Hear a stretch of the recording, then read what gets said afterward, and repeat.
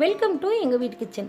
இது வரைக்கும் எங்கள் வீட்டு கிச்சன் சேனலை சப்ஸ்கிரைப் பண்ணலைன்னா சப்ஸ்கிரைப் பண்ணிக்கோங்க. பக்கத்தில் இருக்க பெல் ஐக்கானையும் கிளிக் பண்ணிக்கோங்க. வாங்க வீடியோக்குள்ளே போகலாம்.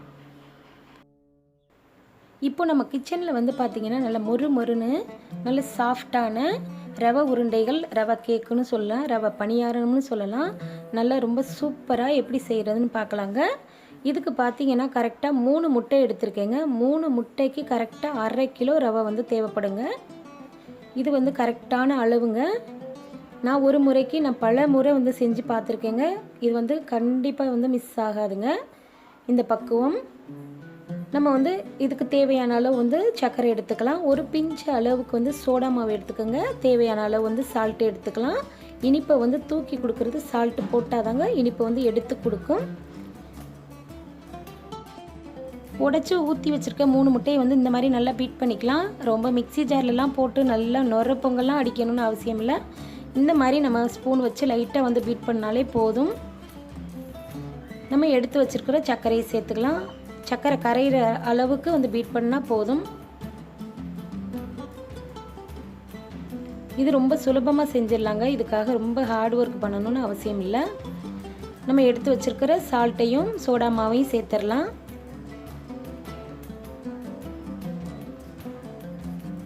சோடா மாவு சேர்த்தா தான் நல்லா உப்பி வருங்க. இல்லைன்னா உள்ளே வந்து களியாக இருக்கும் ரவை சேர்க்கறதுனால.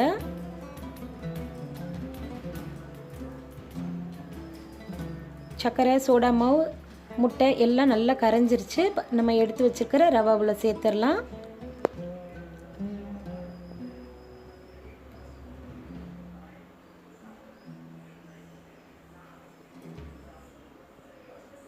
சேர்த்துட்டோம். இதை பார்த்திங்கன்னா ஒரு ஸ்பூன் வச்சு இந்த மாதிரி லைட்டாக கலந்து விட்டால் போதுங்க. இதில் வந்து நீங்கள் வந்து பணியார மாதிரி வேணும்னு சொன்னாக்க காய்ச்சி ஆற வச்ச பால் வந்து சேர்த்து பணியார மாதிரி கூட நம்ம எண்ணெயில் அப்படி கிள்ளி ஊற்றுவோன்னு சொல்லுவாங்கள்ல, அது மாதிரி கூட ஊற்றலாம். அதுவும் ரொம்ப நல்ல அருமையாக இருக்கும். இந்த மாதிரி திக்காக வந்து சப்பாத்தி மாவு மாதிரி பிசைஞ்சு உருண்டை கூட உருட்டி எண்ணெயில் போட்டாலும் அதுவும் ரொம்ப சூப்பராக இருக்கும். நம்ம எப்படி செஞ்சாலும் பக்குவம் மட்டும் கரெக்டாக இருந்துச்சுன்னா எப்படி செஞ்சாலும் வருங்க. இந்த மாதிரி உருண்டைகள் கைகளில் வந்து இந்த மாதிரி அழுத்தம் கொடுத்து உருண்டை உருட்டி போட்டாலும் நல்லா அருமையாக வருங்க. நம்ம விருப்பத்தை பொறுத்த அளவு நம்ம வந்து செஞ்சுக்கலாம்.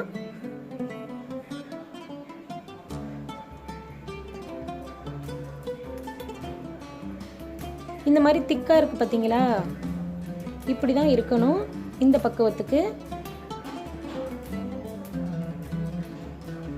இது போட்டு எண்ணெய் வந்து நல்லா ஃபஸ்ட்டு சூடு பண்ணிவிட்டு அதுக்கப்புறம் போட்டதுக்கப்புறம் மிதமான சூட்டில் வச்சுக்கணுங்க.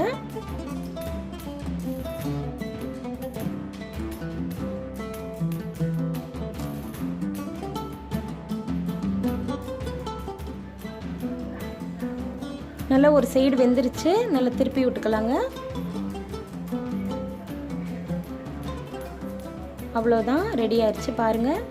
நல்ல சூப்பரான ரவை உருண்டை வந்து நமக்கு தயாராகிருச்சு. இதை வந்து ஒரு பிளேட்டுக்கு மாற்றிடலாங்க. இதுக்கு டைம் பார்த்திங்கன்னா ஒரு 5 நிமிஷம் கூட ஆகாது. இது வந்து ரவையை ஊற வைக்க தேவையில்லை. ரொம்ப வந்து கஷ்டப்பட்டு பிணைய தேவையில்லை. டீ போட்டு வச்சுக்கிட்டு கூட நம்ம 5 நிமிஷத்தில் வந்து ரவை பணியாரம் செஞ்சிடலாங்க. இது போல் நீங்களும் வந்து வீட்டில் ட்ரை பண்ணி பாருங்கள். வீடியோ பிடிச்சிருந்தா லைக் பண்ணி ஷேர் பண்ணுங்கள். மறக்காமல் எங்கள் வீட்டு கிச்சனை சப்ஸ்கிரைப் பண்ணுங்கள். இந்த ரவை உருண்டையை செஞ்சு சாப்பிட்டு பார்த்து எப்படி வந்துச்சுன்னு சொல்லுங்கள். தேங்க்யூ. தேங்க்ஸ் ஃபார் வாட்சிங். பாய். எல்லா